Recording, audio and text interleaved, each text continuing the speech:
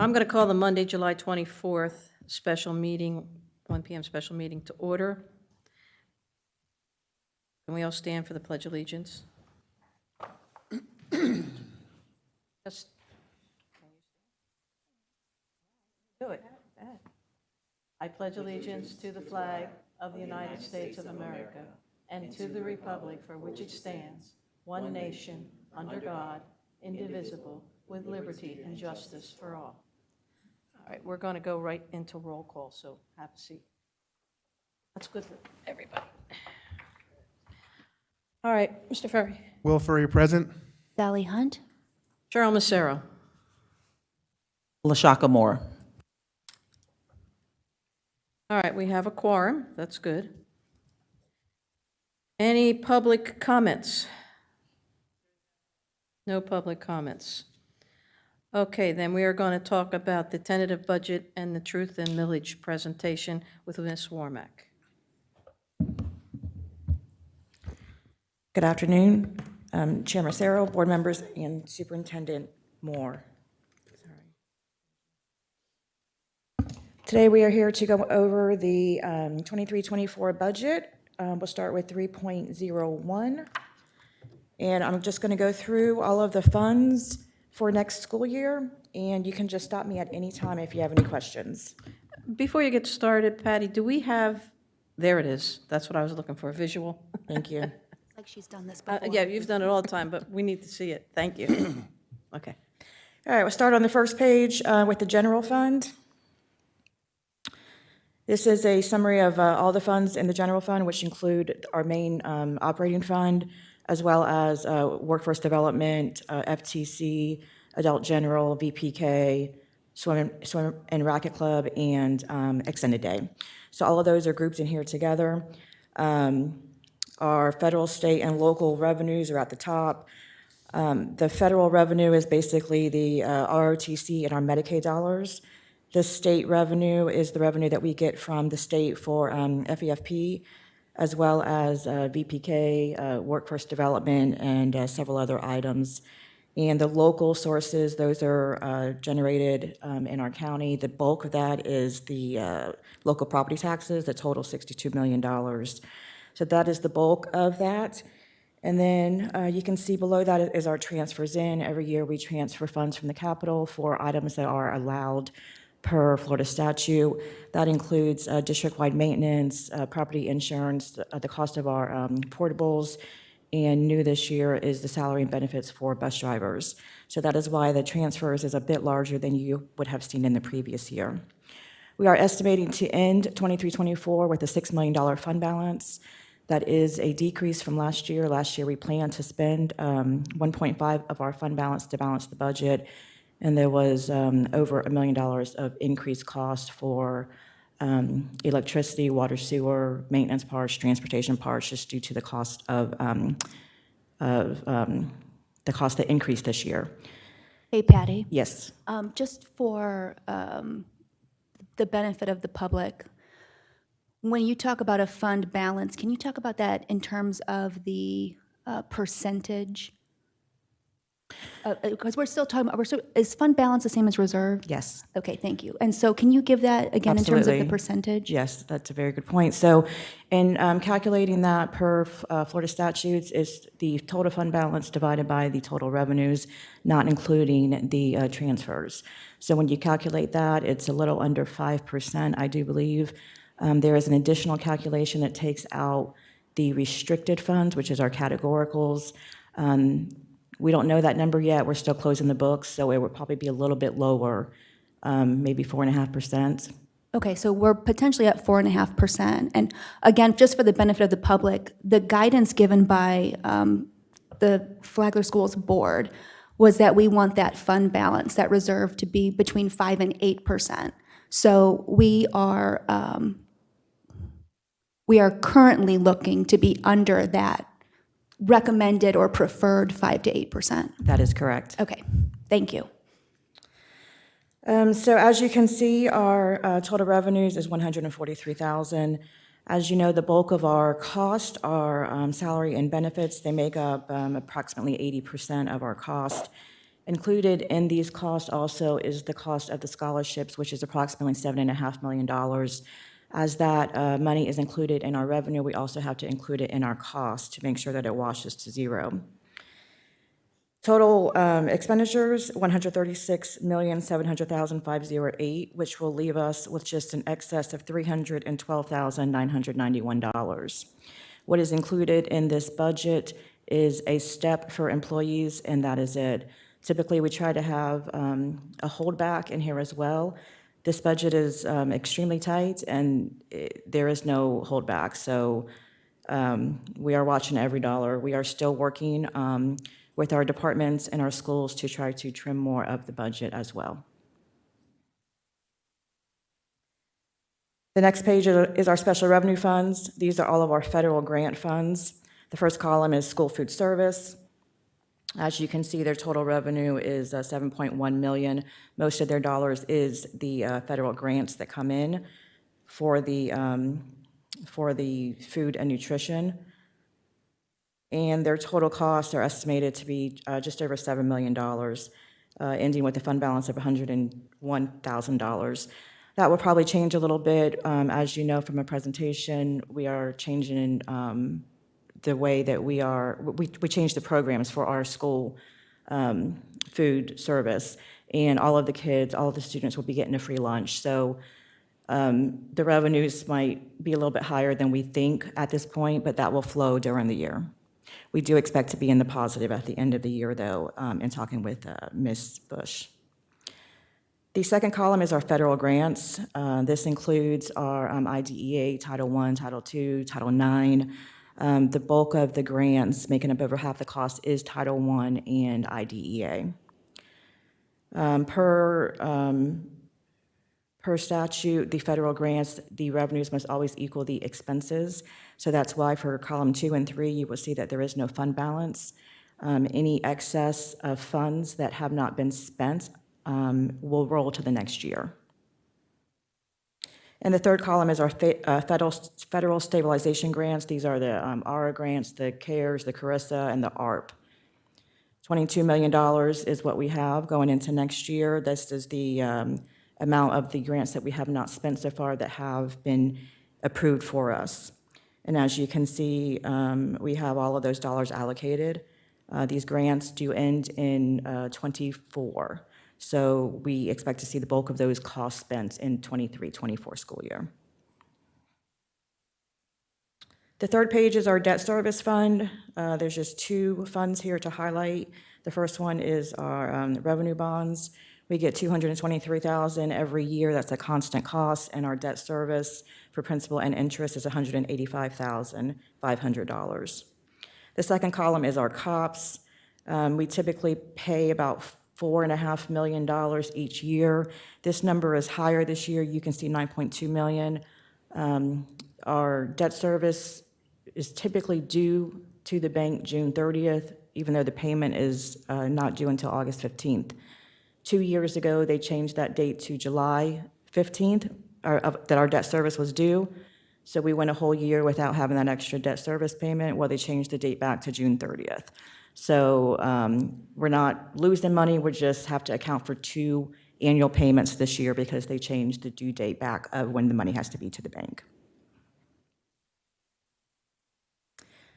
The next page is our capital project funds. The first column is the PICO funds. This is $475,000. It all goes straight to the charter schools. None of this stays with our school districts. The second column is what we call CONDS. This is an extra pot of money that we get each year. It averages about $450,000. Next year, we are estimated to get $460,000. These funds are spent by Mr. Freeman's Plant Services Department for renovations for our schools. The third column, the 1.5 mil, this is our capital funds from the property taxes. You can see we're estimating to be at $23 million in revenue next year. And our cost that we are planning to spend is $17 million. You will see a detail of all these at in the 5-year capital plan that will be coming before you at next month's board, or I think this board meeting this month at 1 o'clock. Hey, Patty. Yes, ma'am. Quick question on that one. we've got $500,000 for the capital outlay. It seems like several months ago, there was about $750,000 spent at Rimfire on painting. Is Dave still in here? Painting, cleanup. So that's one school, $750,000. I know expenses have gone, way up for services and materials. I'm probably just not understanding this number correctly. It just seems really low to me. Is The 17 million? the capital outlay the 504?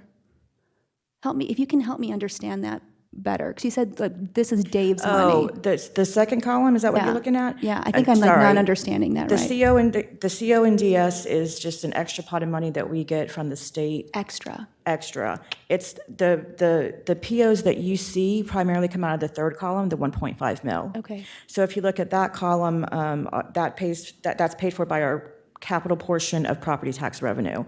So that's the 23 million. That's the bulk of the money that pays for all of those projects that you see. Thank you. So if you look, the planned cost to spend there is $17 million. Okay. So that's district-wide throughout the whole year. Okay, thank you. And that comes in through property tax collection? Yes. So 0.748% of all of our property tax revenue generated goes to capital. Sorry, it's 1.5 mils that goes to capital. So that's going to generate about 23 million. Okay, and that we collected over time throughout the fiscal year? Correct. Our first payment that we get is usually around Thanksgiving. And then the first 2-3 payments are the bulk of it. And then it comes in once a month, a couple $1 million until June. At the bottom of that 1.5 mil column, you'll see transfers out of $11 million. That again includes all of our debt service payments that come out of this fund. It includes all the transfers that go to general that I mentioned earlier, the district-wide maintenance, property insurance, portables, and also the bus drivers, as I mentioned, which is new in statute this year. The other capital projects fund is our sales tax, our half-penny sales tax, and our impact fees. Total expected revenue for that is 18 million, and that's pretty much split down the middle. About half of it will be the half-penny sales tax, and the other half will be impact fees. As you can see, we are planning to spend quite a bit of money this year, the 29.7 million. The bulk of that is for the Matanzas addition that is going on in 23-24. Is the 18 million projection based on projects that have already been approved? Is that how we project that revenue on that? For the revenue, that's projected. Other capital project fund? Yes, for the revenue, that's projected based on the revenue that we've received the past couple of years. So Okay, this is impact fees. Correct. Right? So it's based on projects that have already been approved, or are we just kind of averaging it? no, it's just based on trends. Okay, on trends. We can't predict when that permit's going to be pulled. Right, okay. Any other questions on capital projects? The next one is our permanent fund. This is a scholarship fund that we received years and years ago, and there is one scholarship paid each year for $500 that comes out of this fund. That is the only transaction that happens in this fund. And the last one is our self-insurance fund. The estimated revenue, which is our health insurance premiums, is estimated to be $14 million for next year. And our total cost is estimated to be $13.2 million. The bulk of that is the insurance claims that we pay. The rest of that is the other costs incurred for our insurance, such as the Sun Life and our consultant, Brown & Brown, items like that. We're looking to end at a fund balance just over $7 million. And that is a summary of all of our funds for the budget. If there are no questions on that, we'll move on to 3.02. A couple things, no, one main thing. I'm just going to piggyback on what Ms. Hunt was talking about, is that we have to really tighten the belt around this district. We don't have the luxury that we've had in past years, and I'm very concerned about where we're going to end up next year, because we're going to lose a number of funds from the state and federal, and we're still going to need those funds. So, yeah, Yes, and you make a very valid point with the funds that we'll be losing. The ESSER dollars will be rolling off. And we have already spoken heavily about that in upper administration and with our superintendent in ensuring that we do have a sustainability plan. And we have been talking about, not just now, we've been talking about this for a while now, because as all school districts know, the cliff is what it's called, is coming. So we are very, very tight this year, and everything matters. yeah. This hit us, I want to say, probably about 10 years ago, 10 to 12 years ago. We ended up in the same situation. And all increases at that point in salaries were frozen. And I hope we can avoid doing that at all costs. And the only way we're going to be able to sustain that, and I vividly remember all the cutbacks we had to make in this district, and it was everybody felt the need that we had to do that. So I'm hoping that our staff and our administrators can understand the need here, because we don't want to have to go into the salary freeze, which lasted a number of years before we could get back into rolling forward again. And I just hope we can just avoid that at all costs. We do too. Yeah. So Cheryl, may I just, again, just for the benefit of the public, a couple of things. The ESSER funds, that was tied to the pandemic, correct? Yes, for the most part. For the most part. And so if anybody's listening and they hear federal or state dollars are ending, those dollars were allocated to help with the gaps and whatnot because of the 2 years that students really had to deal with the Yes, pandemic. thank you for that clarification. Yeah, so I just, again, you guys are in that every day, but if someone else is listening, they may not know what ESSER funds are. So those are going away because they were only allocated for a certain amount of time to help address pandemic. Correct, and if you look on page 2, the special revenue funds, that would be the third column called federal stabilization. So after those funds run out, we will still have the middle column, which is federal, that is our Title I and our IDEA, which we have consistently had.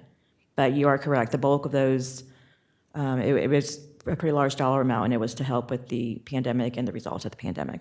And then just one last thing for me, again, for the benefit of the public, when we talk about the reserve and staying at that 5 to 8%, just to kind of be able to put it into layman's terms, because this is how I understand it. If Flagler Schools goes below 3%, it's almost like a family falling into like foreclosure. Like the state comes in, I don't know if they work with you or if they just push you to the side, but the state comes in and kind of takes over financials, is that correct? So if we fall below the 3% calculation per Florida statutes, our school district, our superintendent would have to submit a plan of how we're going to recover our fund balance and get it over 3%. If we fall to 2%, that is when the state will come in and take over. Oh, okay, so the 2%. So we really don't want to go below the 3? Absolutely. We don't want to come And then close to 2 the would 3. be more the equivalent of the foreclosure where we're like really in trouble. So, Yes, ma'am. and I just want everybody to kind of be aware of how I'm taking things. Patty, I don't know if you're able to share publicly the additional FPL expense to the district. Sure. We had, I believe the increase, I'm going to look to Mr. Freeman. How much was the percent, do you remember? I thought it was about 400,000 was what you had shared. I can't remember the exact percent, but it was about $450,000. We had several $100,000 of increase in costs for transportation, parts, tires, fuel, things like that, and as well as maintenance, and just an overall increase due to inflation across the school district as a whole. But the bulk of it was FPL electricity, which was not planned for. We just got a letter in the mail, and also increases in water and sewer. So this was, again, thinking back like a family budget, this was unexpected money that the district had to come up with. So as a board member, for me, as I'm making decisions, I'm hearing things like, hey, any given year have expenses that are hundreds of thousands more that can come up. And so when we talk about that 3% threshold, that 2% threshold, that's where we talk about the board saying, hey, let's really try to stay at that 5 to 8%, knowing that, especially in today's, with again, increased materials and services, we don't want to run that risk of, we're protecting ourselves, right? If we stay Absolutely. in that 5 to 8%. So I'm learning as a board member, and I think not everybody is privy to kind of all of these details. So I want to, if we can, as best as possible, put things in layman's terms and out there for people to understand. I think that's really beneficial. And just for perspective as well, just piggybacking off what you said, Ms. Hunt, ending with a $6 million fund balance, our bi-monthly payrolls are about $4.5 million. So that's just putting that in perspective. Any other questions on this budget? Thank you. I do have another question. Sure. Are the half penny projections included in here as well? Yes, if you look on the capital project funds, that's the very last column, the other capital projects, that includes our half penny sales tax and our impact fees. Okay.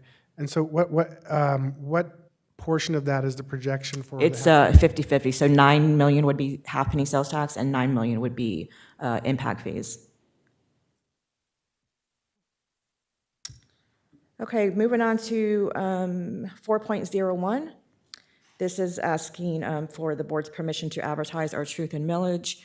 Every year, as you know, we have a trim calendar that we have to follow. It is required by state law in order to make sure that we do maintain our funds from the state.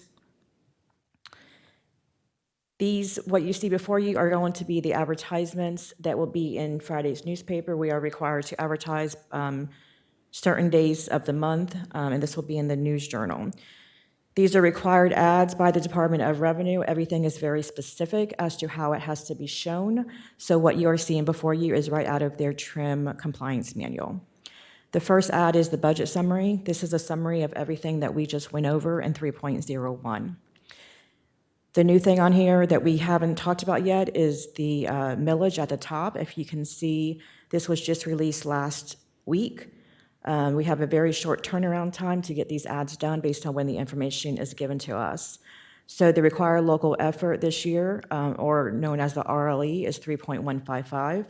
The local capital improvement is the 1.5. That's, as I mentioned earlier, that's what generates that $23 million of capital funds. And the discretionary operating is 0.748 mils. Our total millage to the total right in bold is 5.403. We will talk about this more at our tentative budget meeting in a week and a half. This is our lowest millage, again, in about 25 years. And you'll see much more detail of that at that tentative public hearing. And that millage rate is actually set by the commissioner? Very good statement, Mr. Furry. That is set by the state. We do not have any control over it, and we are the only taxing authority that is not able to set our own millage. Thank you. The second ad is our notice of tax for school capital outlay. This is the 1.5 mils. This is, again, right out of our trim compliance manual. We have to know everything that we do advertise, or we have to advertise everything that we are going to spend our money on. So as you can see at the top, construction, we have all of our schools listed as well as our other facilities. The maintenance, renovation, and repairs, we have just standard statements here. Some of the key projects from our 5-year capital plan I have added as well, which is roof repairs, chiller plants, and the parking lot resurfacing, which will be at the FPC High School. Renovation and repair from hurricane damage, we always add this in just in case we do have a hurricane and have to use our capital funds.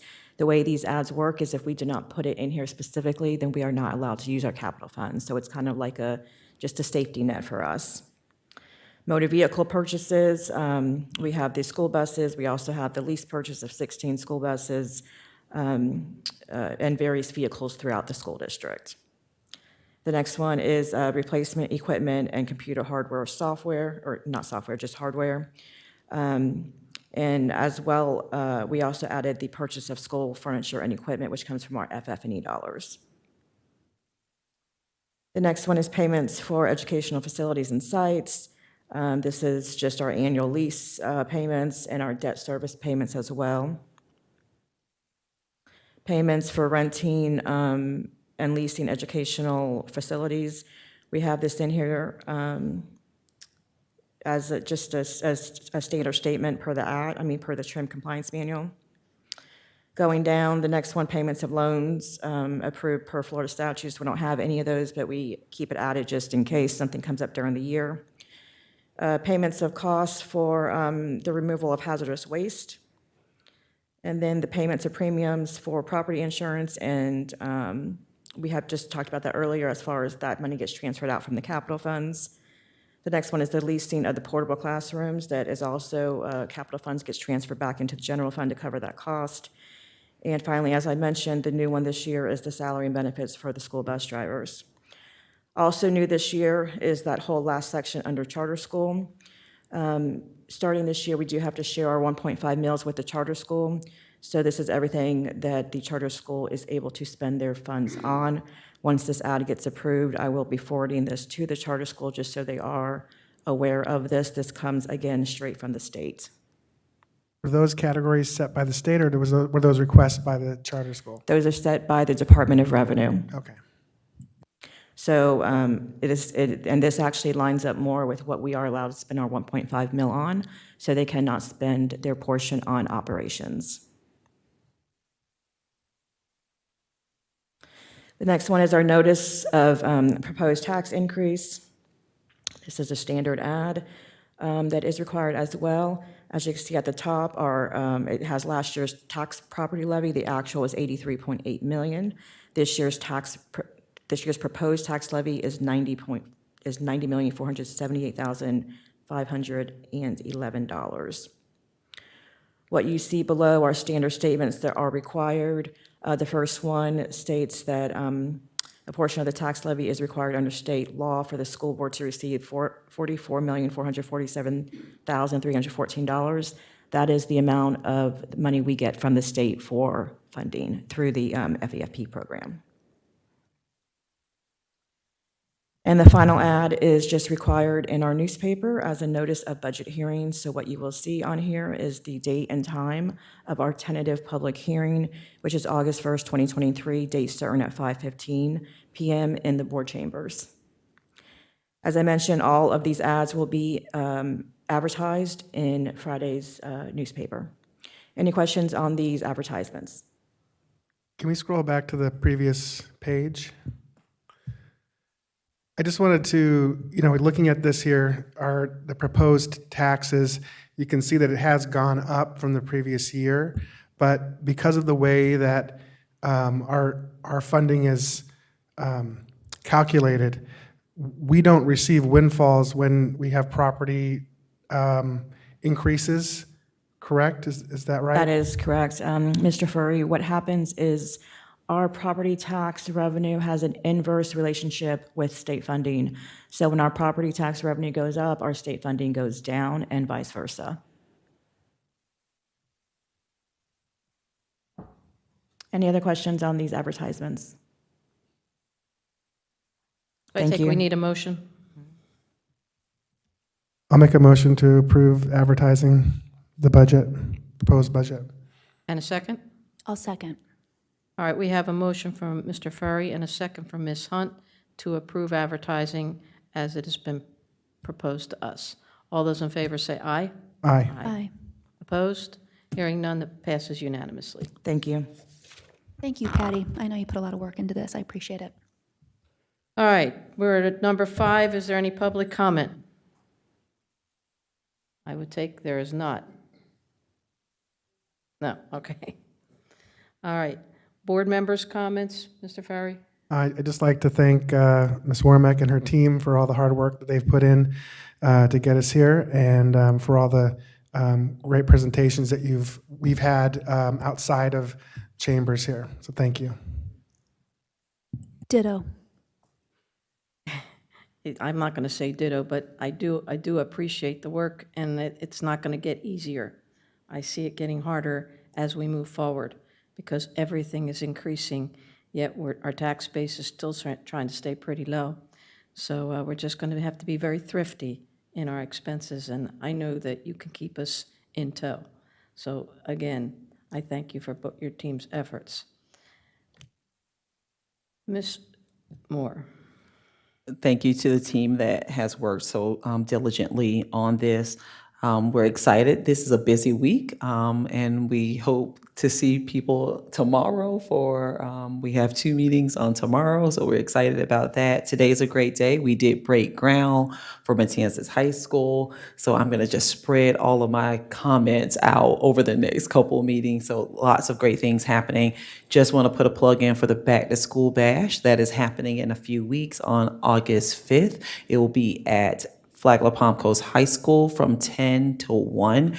We invite the community to come out and take advantage of all the resources that will be provided there. Our Education Foundation will be providing backpacks, as well as all of our schools and departments will be represented on that day. So we hope to see the community out, and we're ready to get students back in the building and ready for school to start again.